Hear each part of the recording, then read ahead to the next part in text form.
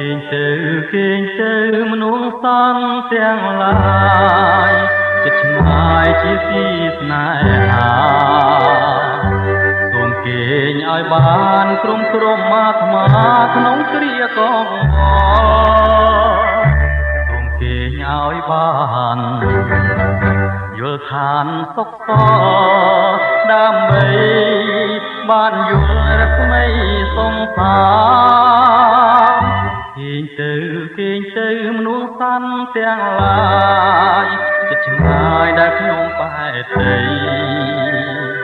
ក្រោមមេឃខៀវខ្ចីរស្មីសូរិយាចាំងច្រាលភូមិឋានមេតាបោកបងអងអែលសពប្រានគេងទៅបងនៅបំពេអូនណាគុំអ្នកគុំឆ្ងល់